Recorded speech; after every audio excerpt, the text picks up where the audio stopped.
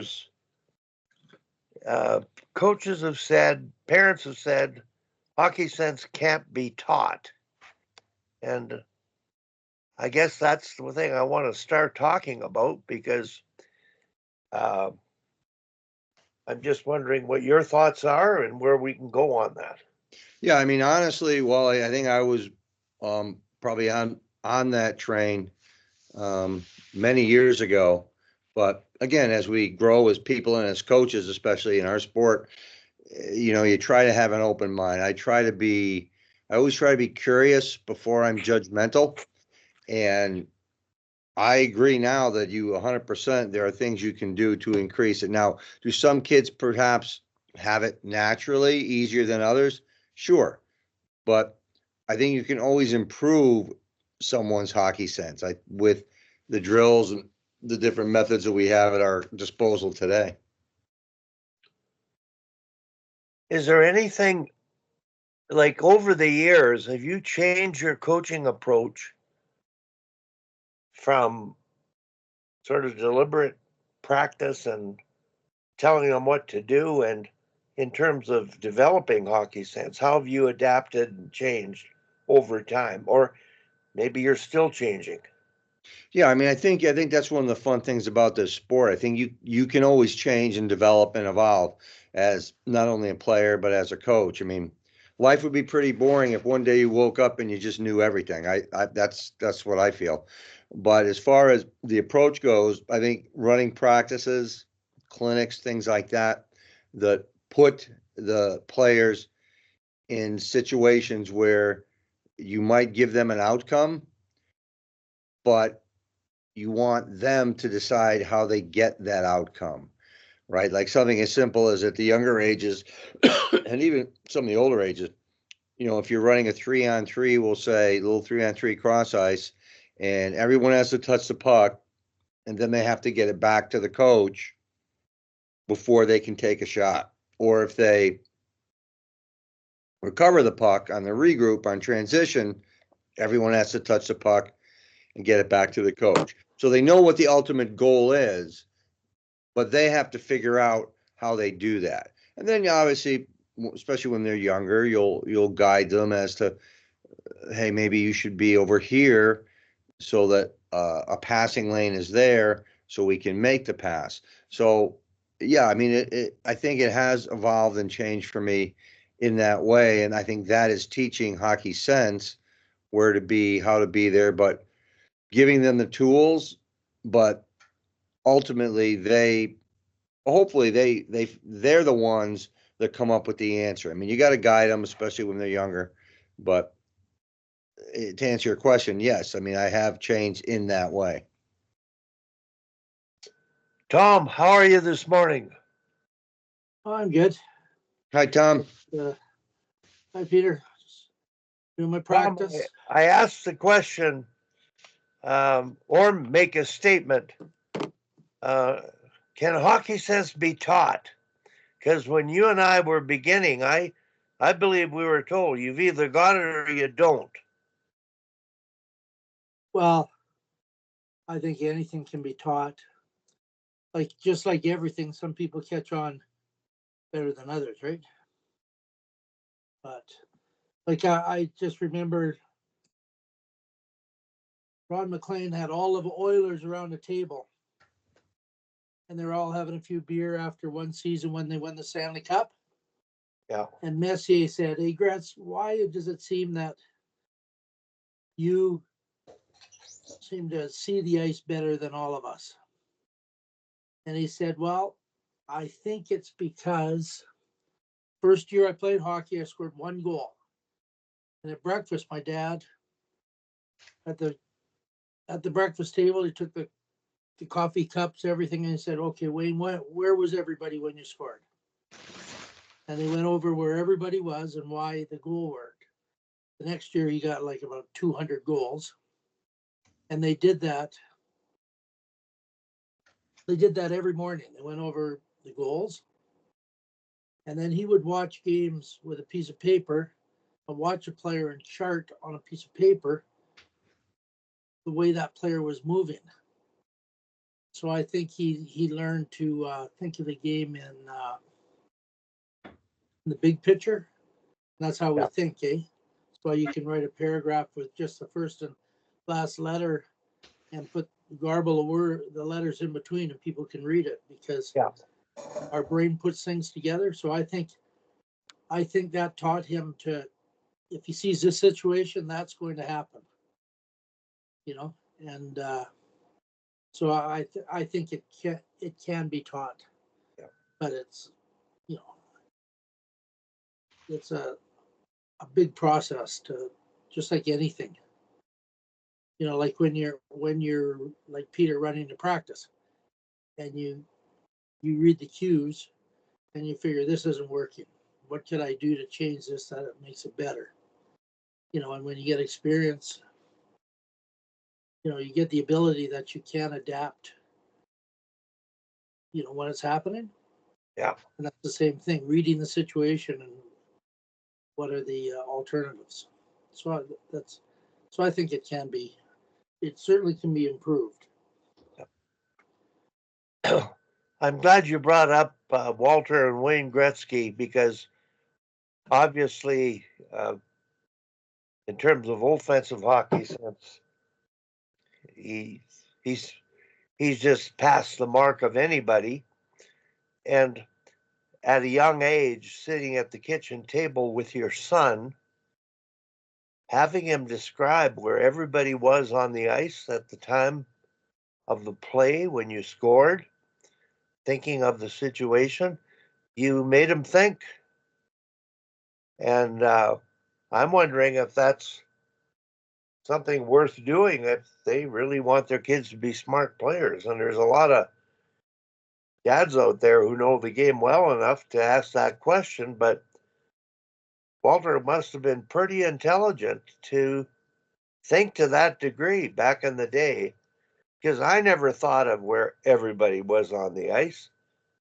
Actually, I was lucky if I knew who was open, closest to me. Well, I So, think Wayne too sounds like, I'm not sure what age he was, but it's fairly exceptional because today's kid, where'd you put your shoes? I don't know. Right? When it's time to go out, where'd you put your shoes? I don't remember where I put them. Well, go find them.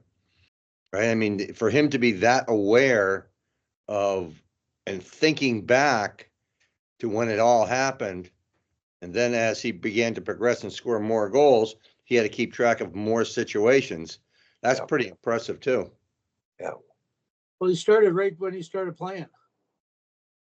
The first season he played, got one goal, and they went over what happened. And I saw like what it was after Hockey Night in Canada.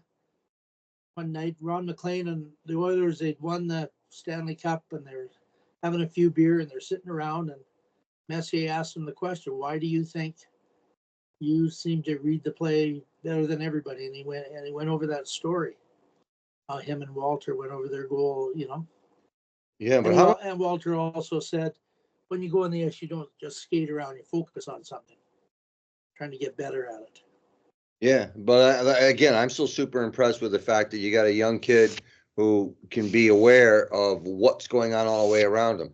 Because so many kids you see at the younger ages, they've got what I call the halo effect, or if you like drop the hula hoop over them, they got the puck on their stick, and so many of them, that's pretty much what they see, and then they just skate into trouble or look up when they're challenged, as opposed to obviously Wayne Gretzky had the ability at a young age to be scanning the whole ice while he had a puck on his stick. That's pretty impressive. Yeah, and things like we're going to be working on that tonight. We worked on it last practice. We had a game there had to be at least one pass in each zone. That causes things to happen. And my friend Johanny, he said you play games that cause things to happen. So what happens is if you have to pass, you have to actually look and not just look at the other team as pylons to go around. And your teammates have to get open or you're hooped, right? And tonight we're going to play a 2-second game. They can take about 5 strides in 2 seconds, and you can only have the puck for 2 seconds, and you have to move it. so that, it causes you to look around and it causes your teammates to get open for you.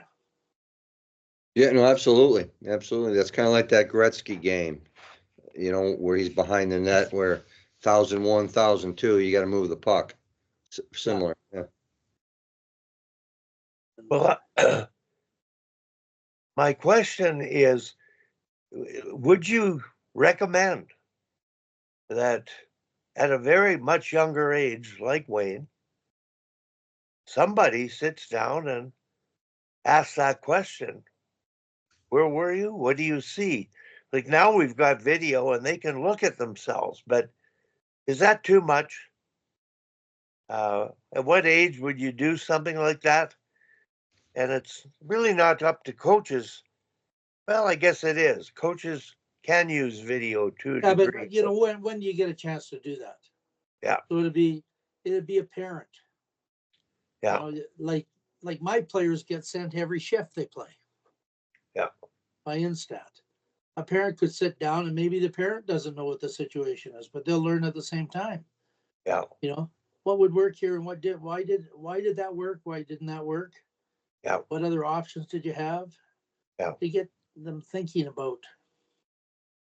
I think important too there is going to be the approach that you have. Like if I say to you, hey, get over here, I want to show you something right now about your game, is very different than, hey, you scored some goals this weekend. Would you like to look at them and we could talk about them? I think the approach is important too, especially when you're dealing with younger kids, because I've seen the opposite too, where kids are so overcoached by their parents that as soon as a parent brings up something, they kind of shut down right away. They don't even want to talk about it. Yeah. Well, maybe it'd be a lot more if they're asking the question, right? That's what I'm saying. Exactly. Yes, 100%. So watch it together and say, okay, why? And not only your goals, the whole situation. You can watch. You can watch all situations. Why did this work? Why didn't it work? Yeah, for sure. And even in today's world with technology, you can even cast that onto your smart TV so they could see them on the big screen. And that could be something that the kids might enjoy and actually could even see a little better.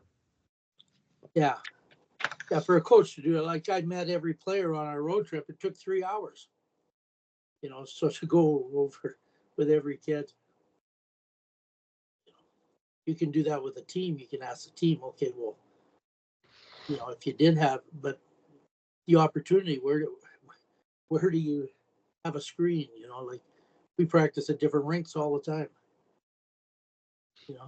Yeah, I don't know how much too. I always wonder, how different is the culture, the atmosphere, like up where you are versus down here, because down here, the kids seem to have every minute of their day scheduled by their parent, and they seem to be completely overstimulated with the advent of things like screens, and the cell phone, the little tablet that they have their games on that they can play. They're so overstimulated that it can be hard to settle them down to actually go over that stuff sometimes. I don't know if that's different up where you guys are. No, well, it's the same. I see, like our players have something every day except one day a week, and then like about 2 Christmas things got added yesterday. They'll have them all volunteering somewhere and doing stuff like that. So the Yeah. kids, they're just eternally busy. Yeah, which is great. These kids are not every kid. I'm just talking about the kids that play hockey. Yeah, and honestly, those that if they're getting volunteered to help out in something in the community, I'd do that 100 times over before we sit and we watch some mindless game on a screen. Yeah, oh, for sure. You use the term overstimulated. I'm wondering if it isn't the opposite. have we not been stimulating enough? And I don't mean overwork, too many things going on. I'm just saying making better use of the technology that's out there to serve a purpose, because I think it's just made today's generation of youth far more intelligent, perceiving, seeing more, interpreting more, processing more information, becoming better thinkers than we were. I'm not sure, but I, when it gets back to, and I sort of don't want to get on the overload idea of their daily schedule and all the many things they have to do. I'm just saying, gee, just over half of the parents that have responded to the question for the mission statement exercise, what do you want to accomplish? Well, they want their kid to develop hockey sense, hockey IQ, better decision making. So that's why I asked the question. And I think, Where do you think that came from, Wally? Do you think they recognize that themselves? Like where did that answer come from, do you think? well, the question came from the parents, the, the curiosity of how can they be smarter players and make better decisions.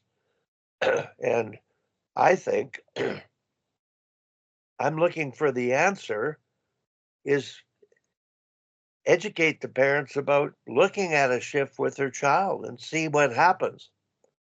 Have a conversation. Are No they good like that? Are they open to that kind of information? Because partially in the world, it seems like, you know, they want someone else to do that for them. Are they on board? Yeah, this is exciting. I never even thought of that. Yes, I can do that with my child, as opposed to saying, hey, my kid needs to be smarter, coach, go fix him.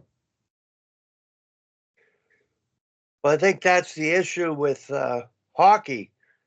We expect the coach to do it all, and they can in a global manner, a broad manner, but there's nothing like one-on-one in learning. No, I agree. And I think it's very similar because I've got, between my wife, my daughter-in-law, and my daughter, I've got a house full of teachers. And the thing that they always bring up is the time that they need, because I like is high school, but the other two are younger grades, third grade and younger. They're always talking about how much of their time is spent getting the kids to settle, focus, pay attention during a school day. And their thought process is often, we need to have more of this idea taught at home so that when they come to school, we can work on our lesson plans and things like that. So that's why I ask, how involved do the parents want to get, or is it something they just hand off to the coaches saying, yeah, make my kid good, essentially, make my kid smart, go do it like they do in school. Well, we need some help on the back end from you. Yeah. So that when your child comes, they are receptive to that. Yeah, I like that. I like that analogy, Peter. Um, like I never had any help with my parents for homework, and I like the philosophy of not having homework. Once you leave school, it's done. Get everything done at school so you can enjoy life at home. That's what the Finns do. Yeah. And I guess, Tom, what I'm going to propose that, and I've only got one meeting with parents tonight where, you have the players regularly in between periods, you have the total attention, and you can make them think and inquire and wonder about what they're doing if you ask them and allow them to think about what they're doing on the ice and off the ice. And I think that's just an ongoing process. And the difference between good coaching and average coaching is good coaches ask questions and they make the players think. And I think that's the start of developing hockey sense is instead of just telling the players what to do all the time and barging into the room if you have a break and telling them what they need to do better and that kind of thing, they're not thinking. And I think the two questions, what did we do well and waiting for them to answer? And can we do better and waiting for them to answer? You'd be amazed that if you let them think about that and the answers they give, they're probably going to repeat everything you're saying in between periods. But I think it gets down to simple education and the Socrates method of asking questions and Well, we solving. do that after every period and Yeah, before every game. But like last practice, I had two groups for the power play, right? yeah, So what I did is I had, okay, you've got a minute. You guys meet with each other and talk about what you're going to do. What do you want to do on the power play? And then we went and did it so that, they had to, get mentally engaged in it. And I thought it worked quite well. I'm sure it did. And do you remember Dominic when he brought up coaching in the American League? Yeah. In Talked the about, video he session had the he players had? present the stuff and everybody was way more intense. Well, TJ said the exact same thing when he was in the American League, and they play so many games that guys, it's just repetitive all the time. And he suggested that they go around the room and everybody say what they need to really focus on that game. And said the first time, guys, it's kind of unusual, and they kind of nothing. He says the second time you could see that they'd really thought about it and they wanted to say something intelligent. So. Well, that idea of asking questions and discussion between players, um, I think it's a coaching shift, a paradigm shift of the way we coach. And right now, the routine after the end of a period is basically the head coach has a discussion with the staff, and they go in and tell the players everything they want to tell them, and there's no thinking involved. So I think if almost mandate certification approach to coach communication, the routine of those two questions, what do we do well? What can we do better between the staff? And then asking the players, it's the start of getting them engaged and thinking about everything. And I think that can have a concrete effect. Peter, I'm probably the only person that gets to meet with all the parents of every team. And I'm going to talk about that idea of, Tom, if they have Instat, the parents have it too? The parents, the only one doesn't get the Instat is me. I'm supposed to get it. I got 2 games this year so far. Yeah. We played 2 this weekend. I haven't got them. So I have the games. I can watch flow hockey, but I have a parent take, just between whistles, Yeah. the shift. So I have the video of what happens, and I watched it on the bus on the way back and stuff like that. But the kids get all their shifts from Instat.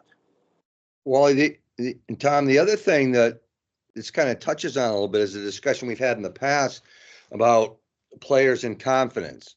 How do you build a player's confidence? Well, I think exactly what you were talking about, when the player can give you the answer, I think that builds confidence in a player when they know, okay, I'm on the right page here. We talked about the situation and we said, why this, why that? The answer I came up with was correct. I think that immediately builds confidence, right? It's like, again, going back to the education comparative, when you do well on the test, you feel pretty good about yourself in that subject. Yeah. And you tend to want to do better.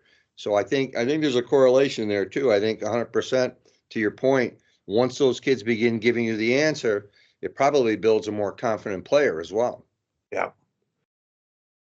You know, And now they'll that also think, go ahead, Tom. maybe a little more mentally engaged. They'll think I might get asked, so I better think of what an answer would be if I do get asked. Yep, just like I remember that in grammar school. Make sure you were paying attention because Sister Barbara might call on you, and you better be ready. Exactly.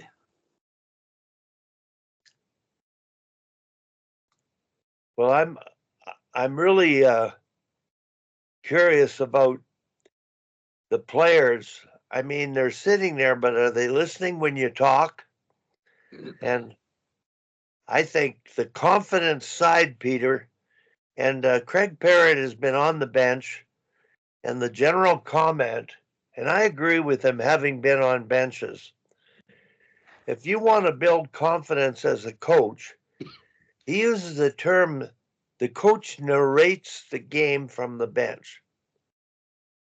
He doesn't yell it out loud and tell the players what to do, but he speaks loud enough, commenting on the good plays that are happening on the ice to the players on the bench. In other words, what a headman pass. Great back check. What angling on the forecheck. So he's praising to the team, the player on the ice, doing that. Well, is that different than the coach on the bench that's yelling, "What are you doing?" Is that different? Well, it's the opposite, Yeah, exactly. We're trying to condition them to go from a yelling and telling in a correction mode to a noticing the only good things and pointing out those things. And when those players come off the ice, the coach, if he remembers to praise that, what he praised out loud at the bench, he's going to build confidence. But the highest form of confidence will come from a teammate. If the teammate says to him when he comes back, wow, what a play, great pass, and being specific, it's called positive specific feedback. So, Sure. I've been hired this year, and Tom, to have you record all the head coaches record themselves and just listen to see how many times they've given positive specific feedback or positive general feedback or constructive feedback specific or constructive general, and then negative, which would be vocal, um, you know, sort of correctional, mistake mentioning, being upset, crossing the line of positivity to negativity towards the team and towards the individual. So that's one of the tasks in my contract I've been asked to do. And I think it's something that's really worthwhile. And it is a coach theory task when coaches are taking the theory certification up here, which is required for coaching at an Olympic level. You record yourself and you listen to yourself. So you're beginning to think about what you're doing as a coach, how you're communicating. So I think I'm going to try to attempt to see if I can get the staffs to head coaches to do that just as an exercise for their own development. What do you think, Tom? I did that last year. That's all right. The more facts about things, the better, for sure. What did you get out of it? Well, I just heard what I say, but I try to just basically principle is talk about what a player did, not about who they are. Because I don't believe in this kindergarten thing that you just praise people all the time because you're not coaching them. You don't if someone is doing, the way you want them to play, the way you practice playing, and they make an exceptional. It's like the Joan Vickers thing. I took that course from her. And if people are doing what's expected of them, you don't say very much. If they do something exceptional, you point it out because you're not a cheerleader. And if they do something way off base, you point that out. But you don't attack the person. You talk about what they did and what maybe would be better. And, that's my philosophy of coaching. That's excellent, Tom. Tom, I wonder, you took the course from Joan. She's retired. She's a U of C professor. And I know I've worked with her with the national women's team. She's had her classes observe me coach at the Oval. And it was really eye-opening. I learned a lot about how I was coaching and what I had to change because of the work she did. But can you talk a little bit about that course and what it entailed and how it affected you? Well, just basically what I said there about the feedback. I used her book when I taught the hockey class at Mount Royal. That was part of the book. They had that book and my ABCs of Coaching book were the two textbooks for the course. And we went through it about how to give feedback and what to give feedback about. Like I just said, that you don't attack the person. Yeah. You talk about what's going on, but you don't. If you never shut up, nobody listens to you. You say, you pick your spots, and say things that kind of need to be said, and maybe you do make comments as the game's going on how the general team is playing, and so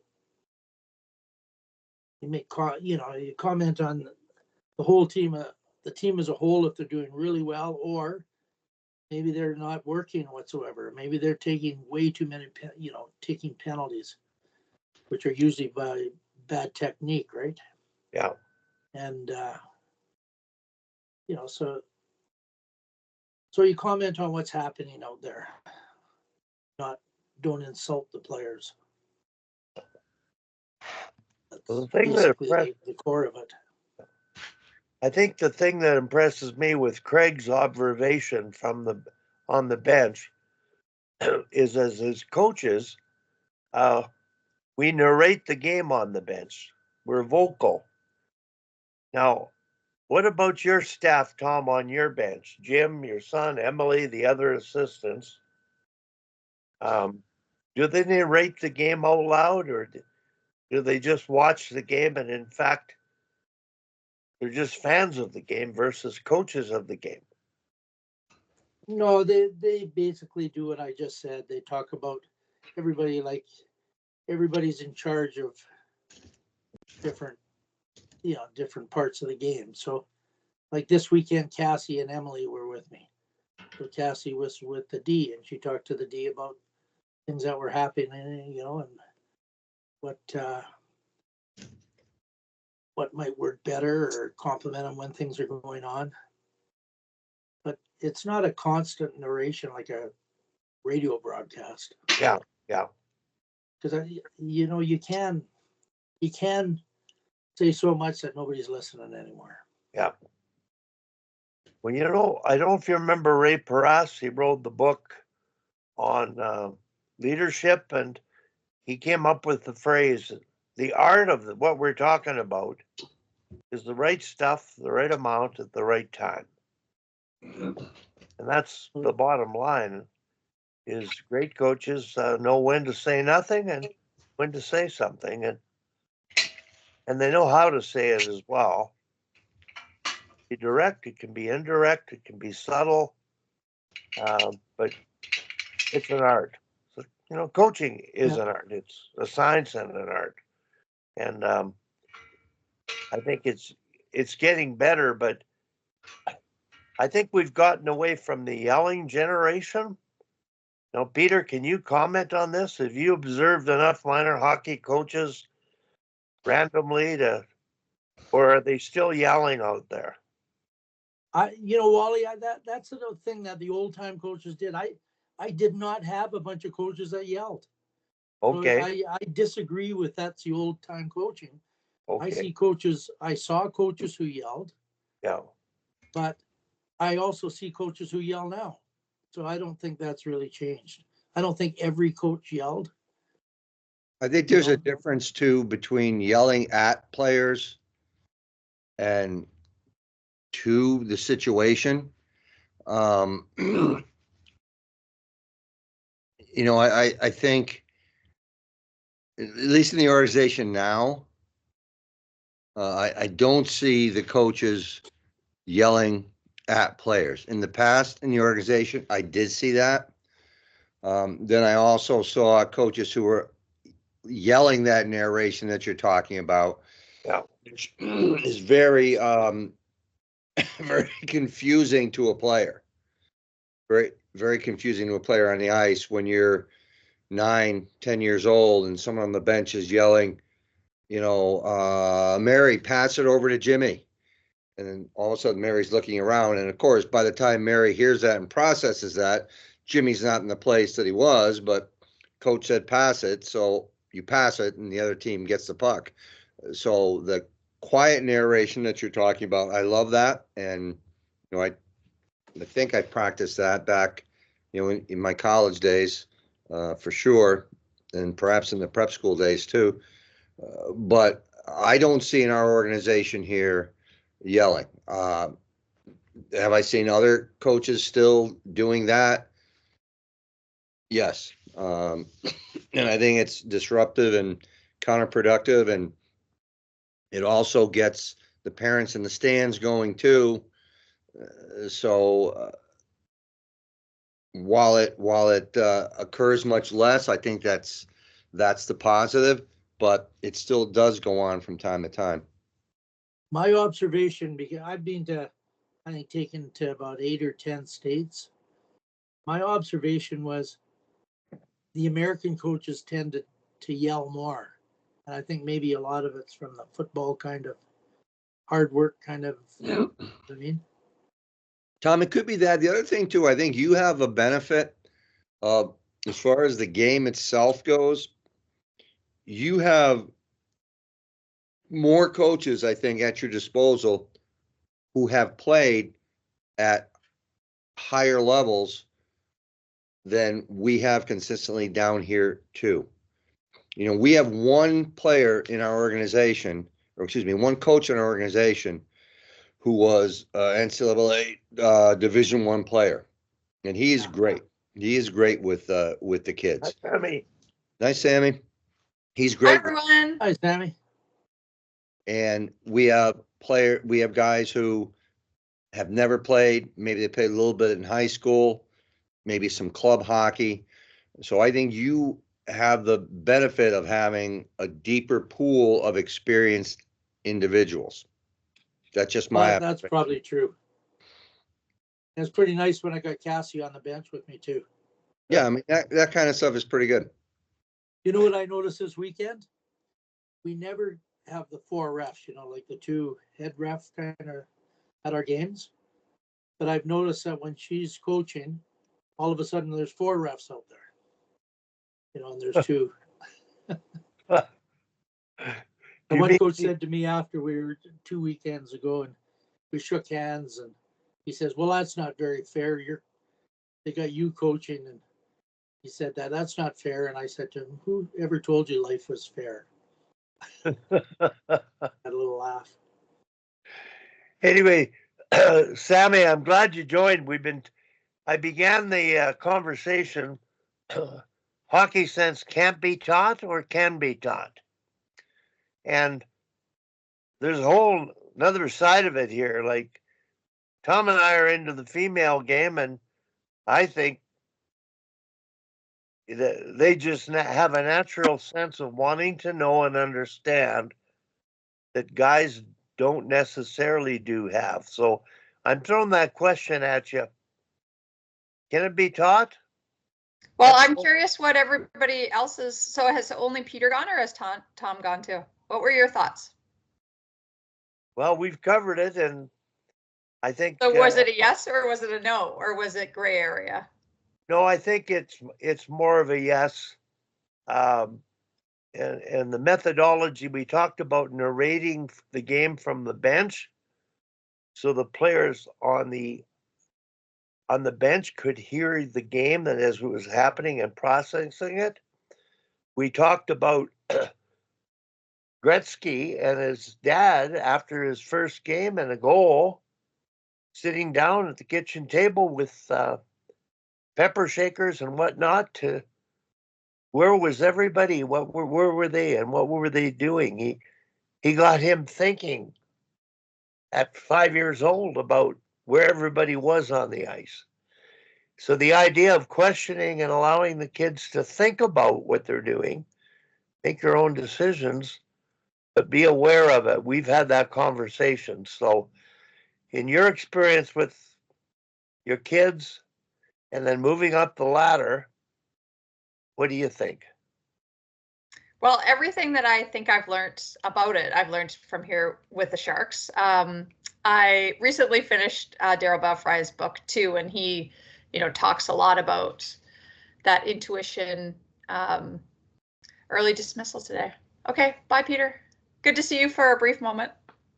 Yes, it was good. It was good. I got called in. I got called in out of the bullpen to pick up a 4-year-old and a 7-year-old. So I got to. Good luck. Take care. All right, take care. Thanks. Merry Christmas. So yeah, I mean, I think I totally agree with you guys on that, and that I think if we say it can't be taught, that we're limiting a lot of children, right? We're limiting a lot of adults that play. Starting to play out, and I now play 4 times a week recreationally. I have noticed that since the beginning, I guess I've been at it maybe 5 years where I've been like playing. I mean, I'm 3 years removed from a hip replacement. So, gradually my skills are getting better as I get better physically. But I did notice when I first stepped on the ice in this recreational game, it felt so fast. Like it felt like these women were moving a million miles an hour, and they all started when they were like later in life. So it felt so quick. I would sit on the bench and think, what am I doing here? This is so slow. And then step out there and it'd be so fast. Everything was moving so quickly. But gradually, as you start to learn, and some of the best things that I learned through the Sharks was to have a head on the swivel and like see where everybody else is before you get the puck. But you can't immediately teach that. Your focus is so narrow. It's just the puck, and you gradually open it up. But I think the best advice was exactly what you said, Wally, was to like question it on the bench. Like, where was everybody? What's everybody doing? Watch it as it's unfolding on the bench. And when I'm teaching, whether it's an in-zone game or something, whoever's not playing, I think I learned this from you, to have them talk about either what they just experienced with their line mates or with whatever they were doing, or watch what is happening and have them have that conversation with those people so that they're starting to think about that. And I do that with my rec team as well. So if we're working on one skill for the game, for instance, talking about, did that go well? Like, well, how did you feel? What happened out there? And I do feel like my focus has really opened up. So as a goalie, I can see everything. I mean, when I'm standing in that net, I know exactly where every single player is. But it's taken me some time to figure that out, playing forward and D, where everybody is, what the next steps are, and thinking multiple steps ahead as well. So some of that just takes time, right? You just have to go and you just have to do it and you just have to play. But having conversations, now I play on Tuesday nights, probably my best rec hockey game. And it's all the girls that used to play in the CWHL, which is really fun. So like Tessa Bonham plays, but also Michelle Bonello and Alyssa Baldwin, all these girls that we played with, Martine Garland, I'm trying to think who else you would know, Wally, that plays. Latoya Clark. Anyways, lots of these players played U18, played university.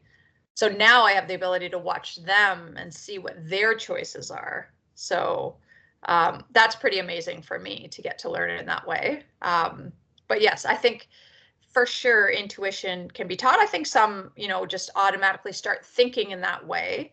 But it's like the school system. I mean, I feel like if we say that it can't, we're really limiting people from wanting and the ability to learn as they grow and get better with their skill set. I think that we have to pay attention to humans' thinking patterns. Like I gave the example a little before. Someone can write a paragraph. You've probably seen that, and just the first and the last letter. Yes, I've seen that. Yeah, and you can read. See it. Yeah, because your brain fills everything in. Mm-hmm. So probably the trick to coaching is how can you get players to understand these patterns, that if this is happening, then and of course you read Daryl's book, right, Tom? I think I did, and then I watched him. So I watched him here on the ice for about 6 practices. Okay. He talks about also making sure that you have enough of a pattern to choose from. So, don't necessarily just give feedback after you've seen the athlete do it 2 or 3 times, but to make sure that you have a set of 10 or a set of 20, and then show the athlete and have them talk about what. So that I found interesting because you don't always know what your choices are, I guess, but yeah, like you think about working on the breakout. I mean, the player with the puck and all the other 4 players all are options. Mm-hmm.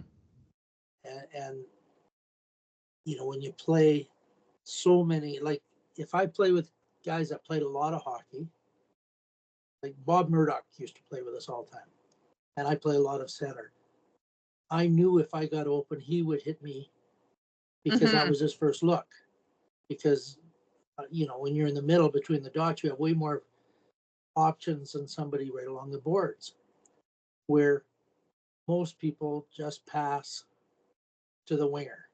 And then the really bad players, they rim it to the winger. Then they got to dig it off to the boards, which makes it really tough for them.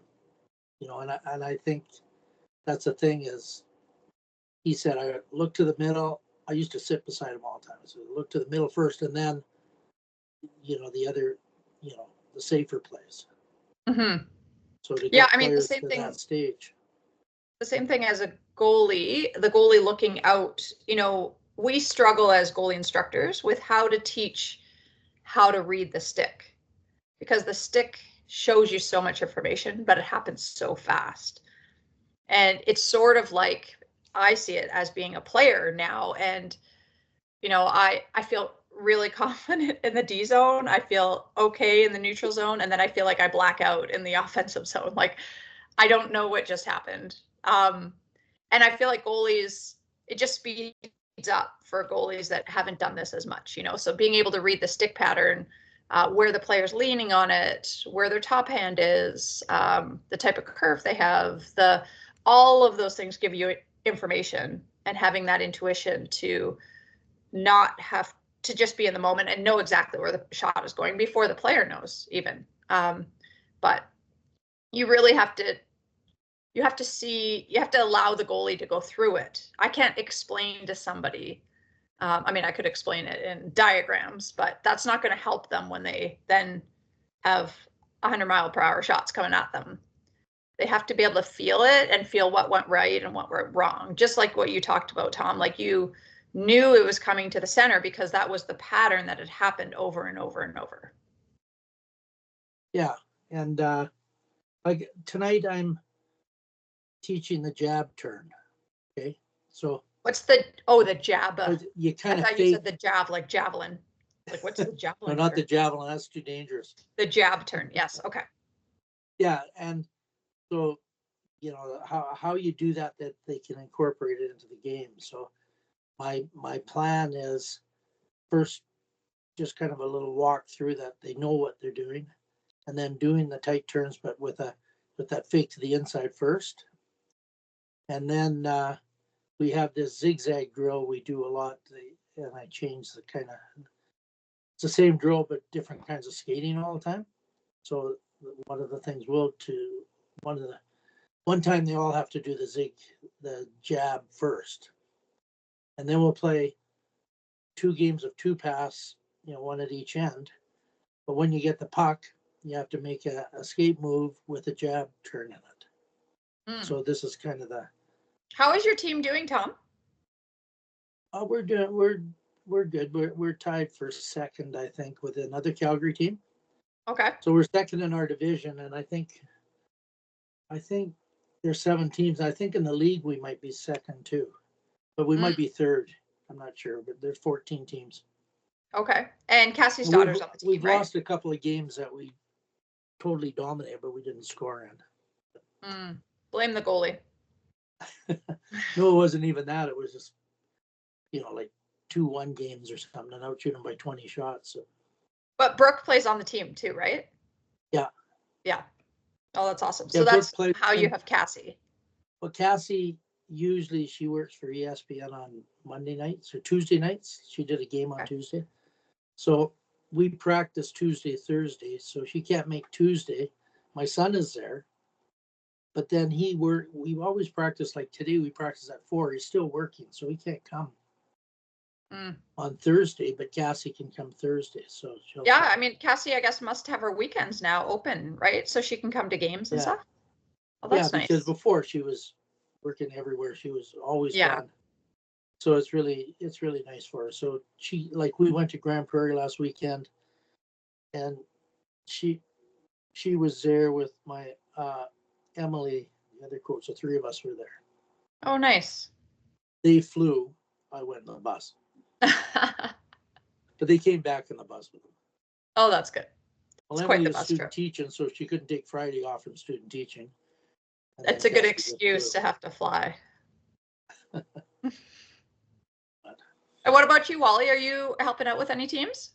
I just work with the U13 girls. And the interesting thing, you talk about looking and scanning. And I remember you talking about when your daughters were playing. And that seemed to be the thing that you found they needed to do. They needed to scan. They needed to look. I think when they have the puck, they have to look at the puck. They're not skilled enough to not look at the puck.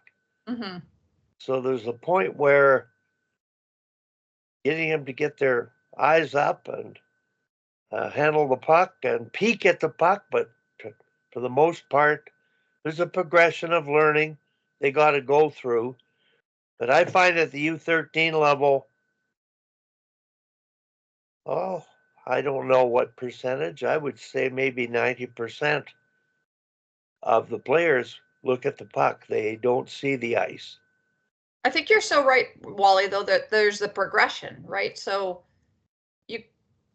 first, obviously, you have to learn how to stick handle first. You have to be able to look at the puck. And then you have to feel confident in your skating to be able to have your head up, to be able to turn your core, to be able to see where everybody else is. So there's multiple levels. And that U9 to U13 level, probably for boys and girls, is a tough transition as a coach because everyone's going to be coming at it at different times too, right? Yeah. How have you found that teaching sort of the different levels at the same time? Well, at U13 within the team, there's 1 or 2 players. There's only one on one of the teams that is always looking. The others, it's not consistent. But the recent tournament on the weekend, the particular team that played, they played a weak team and they really encouraged passing. and they played a really strong team after that. And their heads were up. They were looking, and they were, for the first time, and I had parents mention to me, they were completing passes. They were looking. They were scanning. So maybe for that one team, this has happened. But for the most part, Tom, coaches teach hard, fast play, dump it in, forecheck. It's not about possession and looking. And so it narrows focus. It simplifies the game being played. You get it on transition and forecheck, and there's no sustained offensive zone possession. So this whole idea of hanging onto the puck, the skill set of protecting it, keeping it, tight turning, jam turning, forehand, backhand side, and seeing options, and those options being available. That's all I work on with the U13s, and I think the U15s have to get it as well, but they're getting it much better on Tom's team than most of the teams because he mandates passing. He has constraints or rules about number of passes, which keeps the head up because you have to pass. So it forces him to think. You know, Tom, it's interesting. I talked to Jim, and you might have heard the conversation. You had that one pass rule. They were scrimmaging 5-on-5. They had One to pass pass in each through zone. each zone. And they were attacking fast. And because of the rule, they made passes that turned the puck over at the far blue line because they had to make one pass. And I'd almost say in the neutral zone, they should regroup before they attack because they're so used to north-south hockey that and that rule caused them to narrow their focus when they had so much speed they could have done a corner dump and got possession and attacked. Yeah, well, a lot of them were regrouping, not all of them, Yeah, but a lot of it, a lot of it is someone's got to get open for you. yeah. There's one really bad habit, Sammy, that I find in the youth hockey is they play the game backwards. In what way? They skate to the outside and pass to the inside where all the bodies are. You know, you're in the middle and you get a pass and there's everybody around you. It's hard to take and you have no time whatsoever. Instead of, and we'll do a drill for this tonight, and then skate to the inside, pass to the outside. And we're working on is getting better. You know, like if I get the puck, I skate between the dot, the D has to adjust. And then if the other player takes the ice behind and goes wide, think of, you know, you have wide entries all the time because, you know, that opens that part up. So it causes lots of turnovers when you pass right into the.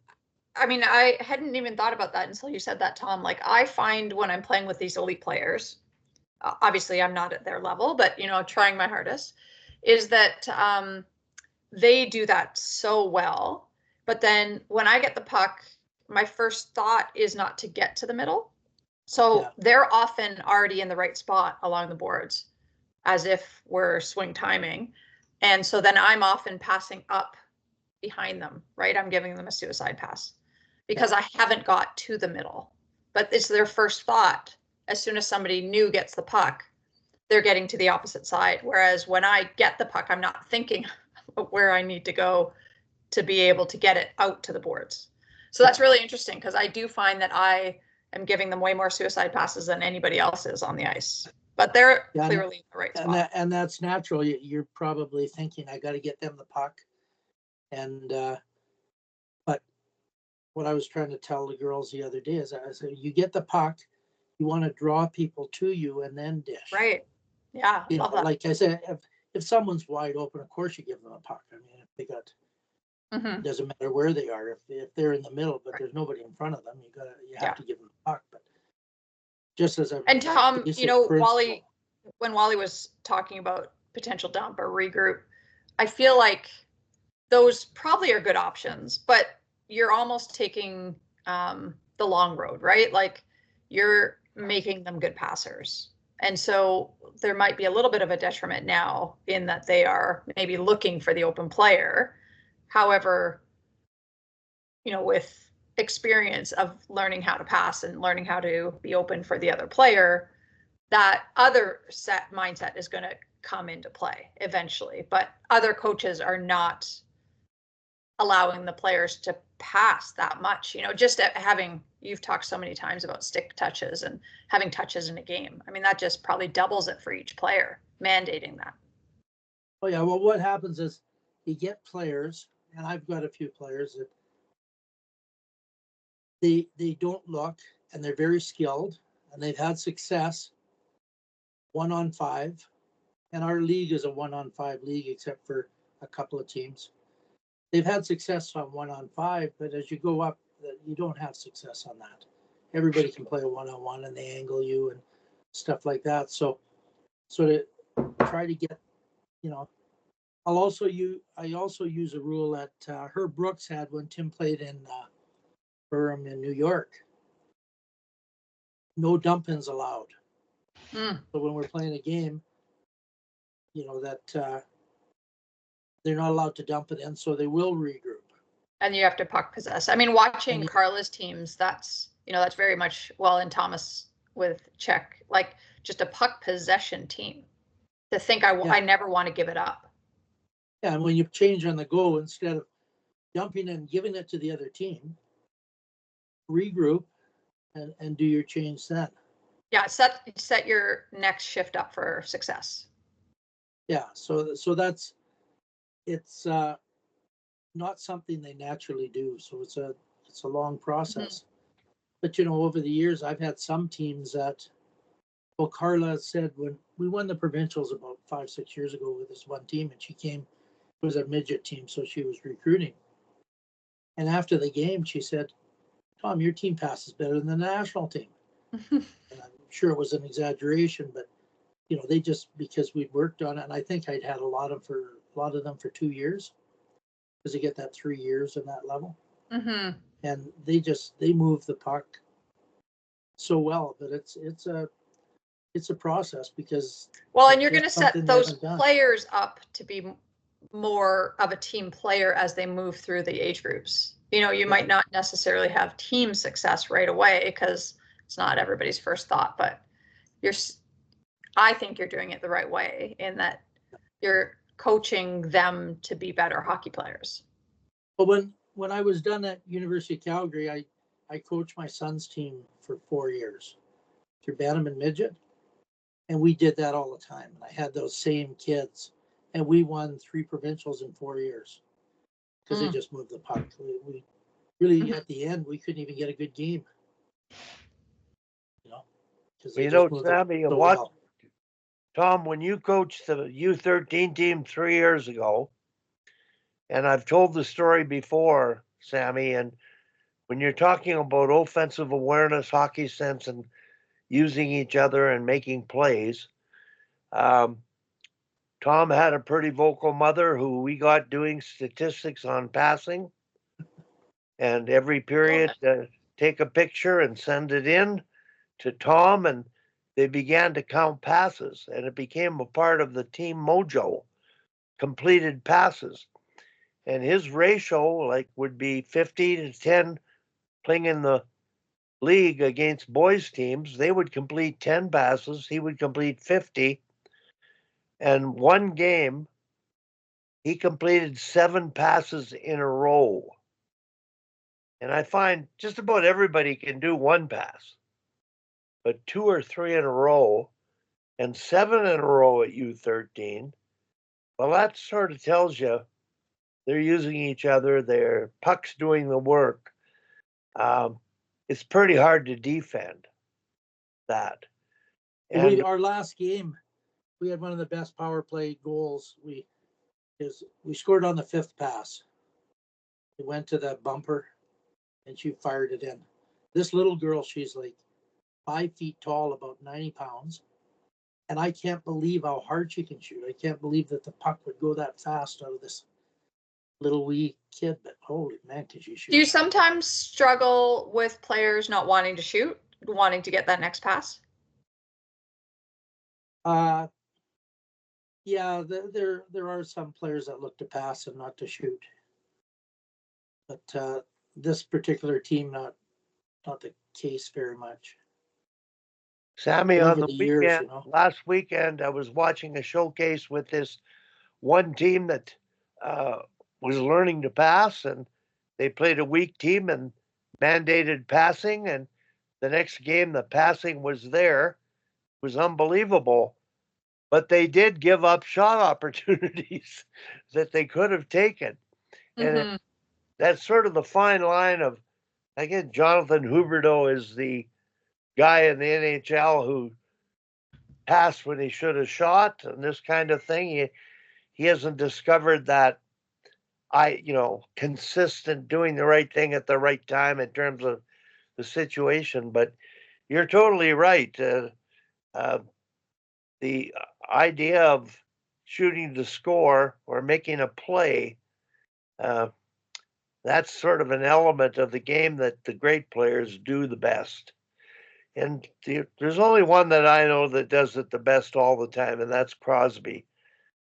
I'm not sure about many others that. Probably Marie-Philippe Poulin. Yep, she's one. She's certainly. Nice. Yep. Cassie just sent me a drill. Nice. Anyway, she's, the gifted ones like that. They are. They've got that intuitive, ability to score, unbelievable shooters, but they can also play make. Mm-hmm. And that to me is the ultimate complete player. And do we want everybody to be like that? Well, theoretically, maybe, but boy, practically, it's not really possible. I'm just saying we began this talking about hockey sense, and offensive hockey sense is basically support and timing and anticipation and getting the eyes up and making plays, possessing the puck. And it's still not very good in North America in male and female hockey. So I just wanted to get back to the question, Tom. You've coached guys and girls. What's the difference? Like, to me, girls naturally want to know. They want to understand. Guys, we do what are told. We don't. Yeah, I've heard that all the time too, and I don't find that. I don't find any difference. Yeah. Maybe because I taught junior high for 22 years. Yeah. I really, I guess it's how you, probably how you present it. Maybe the guys, they have to know that's going to help you. This is going to help you be better. Yeah. So, but I also think it's changed, Wally, over the years because girls that fought to play hockey and who just fell in love with it and just did everything they could to play hockey whenever they could, and had different struggles, different challenges. That player, as a working through the system, is going to want to know everything. They are going to be the best learners. They're going to learn on their own. They're going to take what you say as a coach and they're going to do exactly that thing.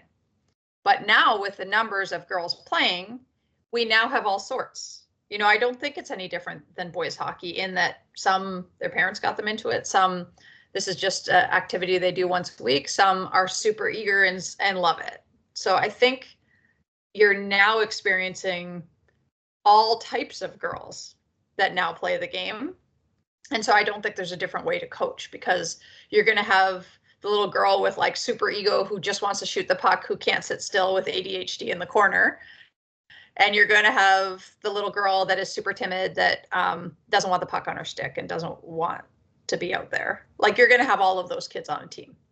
So I think it is different than it was, because I think when you know, you were able to coach the top players in the world. And I mean, I know you do U13 now, but back then I feel like those girls had already been kind of through so much. So anytime they got any coaching, it was just like, thank you so much for giving me a little bit of knowledge, you know? So I don't know if you find that, Tom, that it is just different now. Well, yeah. Well, girls and guys and boys are different, but no, I mean, like, it's different in that from 20 years ago coaching girls. Yeah, well, and now it's so too, now it's the like, same as coaching boys. Like my daughters, I only had one that tried hockey. I had two that tried ring out because hockey, they're in their 40s now, right? So it wasn't a thing for girls. Mm-hmm. It was, they would have had to play with the boys. Where ringette, you know, they could try that. But you know, so I agree with you that the ones that did play really wanted to get whatever they could out of it. Mm-hmm. And yeah, and everybody, you know, you get players like that too, right? That they want to learn so much, and the other ones For just sure want you to shut up and let them go out and play. I think the big difference now in coaching girls and boys is the same as teaching girls and boys, in that you're going to be going through puberty at different times. And so you have to be cognizant of what is going on in the woman's life or girl's life at the time, versus in boys hockey, that tends to happen later. So there isn't as much of that in youth hockey. So that doesn't mean it doesn't happen, and you don't have to be aware, but it is a little bit different. Well, we practiced on Tuesday, and there's an elite bantam boys, you know, U15 boys before us. And there's guys 6'2" and 5'2" out there at the same time. At the same and time. I remember I had that about 8 years ago, and I had this giant kid. I think he was 6'2", about 215, and this really little guy that was incredible skater and good player. Well, the 6'2" guy, I don't know, probably playing beer league hockey now or something, and the little wee guy is playing for Seattle defense in the NHL because he finally grew. Yeah. So I texted Cassie and I asked her if she wants to join us. So somebody just texted back me, but yeah, here we go. Sure, I can for a few minutes. Just say hello, send link. So I don't know how do I send a link? I'll send her the link. Do you ever email Sammy? Wally, if you can send her the link. I do you know how, Wally? Yep, I'm gonna do it. Sammy, one question I wanted to ask you.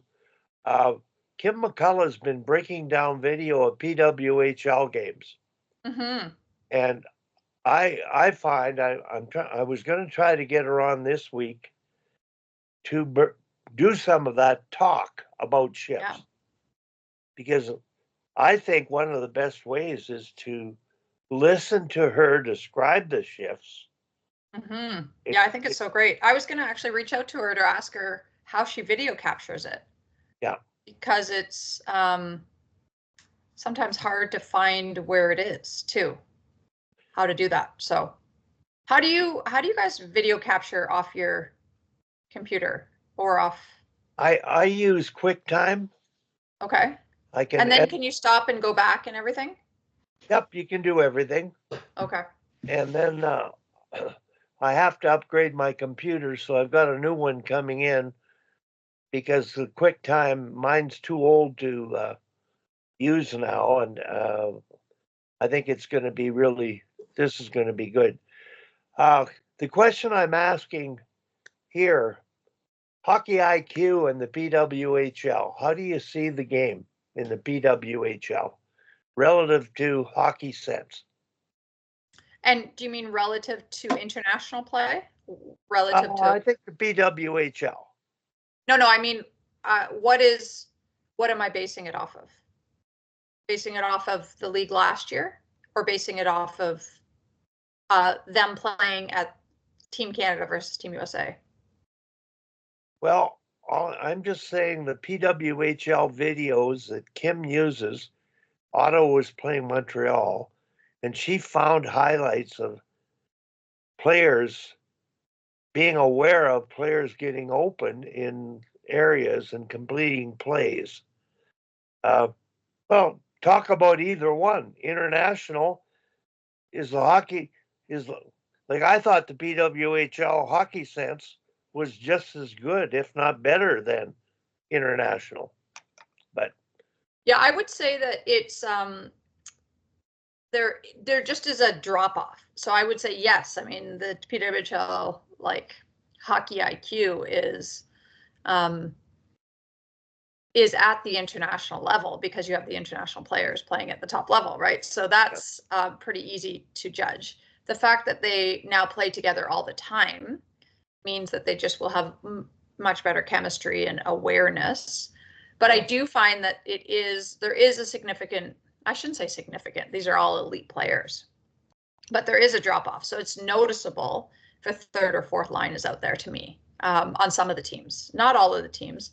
Some of the coaches spread out their lines, but some of them really pack them heavy. So it certainly is noticeable when certain players are out there. You know, I look at somebody like Marie-Philippe Poulin, and like she is making an impact pretty much on every shift that she's on. So certain players, Megan Keller, Boston defenseman, just has this awareness of the ice. But she's also, you know, Dean can play half the game. So yeah, I mean, I think it's exceptional, but these players are elite and top level. So the fact that Kim can find something on every shift is not surprising. I think that what is unique about what Kim is doing is that nobody else is doing that. Nobody else is showcasing that, and you can't find clips. You can find the goals places, but you can't, you know, see the highlights on SportsCenter or something. So the fact that she can bring this out to other players playing, I think is so key, and that it can live somewhere in an archive for players to be able to learn from. well, when I watch international hockey, I sort of see it like you've got two or three players or two on a line that complement each other. I haven't seen a unit of five complement a unit of five. You know, like I'm talking back in my day of the Soviets. They were all connected. But our coach is coaching that way now. Like, yeah, yeah. But can you talk Molly, about Sarah Fillier? Cassie says it says invalid link. Here, Okay. I'll just send it.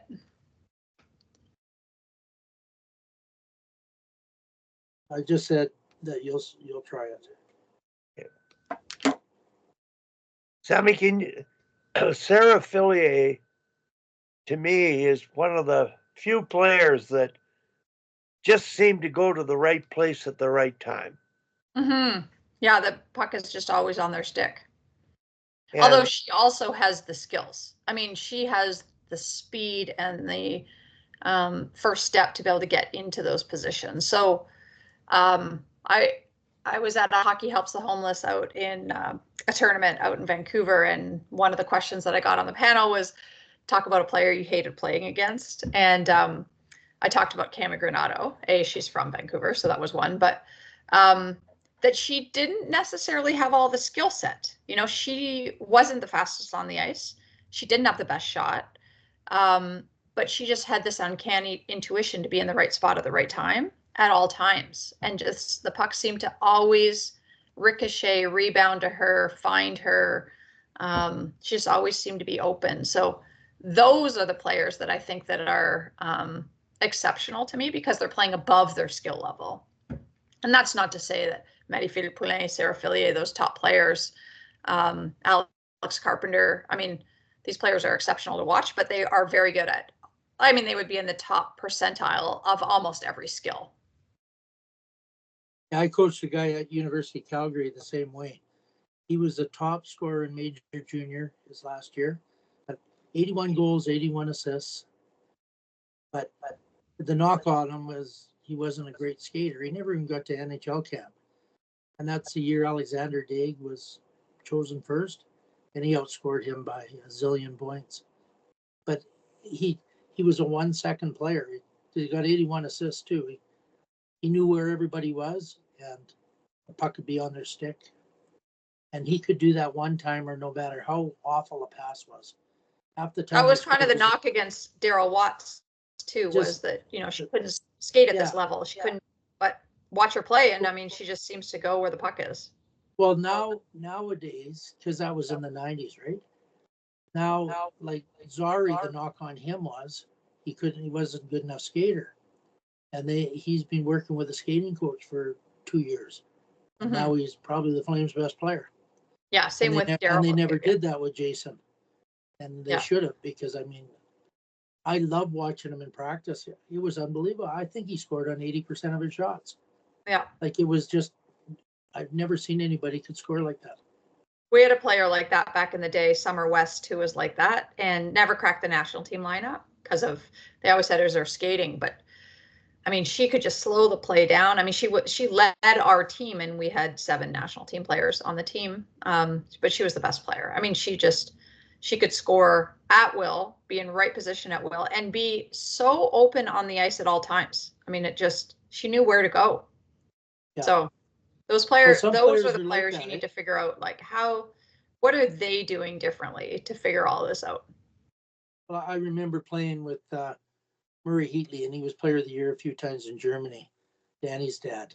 And playing with him, he was always wide open. Every time I looked, he was wide open, and he just knew how to play the game. Did Murray, does he live in Elmira? Well, Murray's back in Calgary. Oh, in Calgary. He was. I thought the Heatleys were from. No, no, the other one, the other Thrasher, is from there. Yeah. They live 50 yards from me. Oh, no way! That's amazing. Just one house in between us. Well, they moved to a different part of the city, but you know, when Murray came back from Germany, and he helped me coach at Sate, and oh, that's fun that he was there. Hi. Hi, Cass. Hey, Sammy. Look at you in your home office looking all pro. You know what? I just got home from a workout, so I still have my stuff on, but I thought I'd sit here. This is my, like, chair to sit.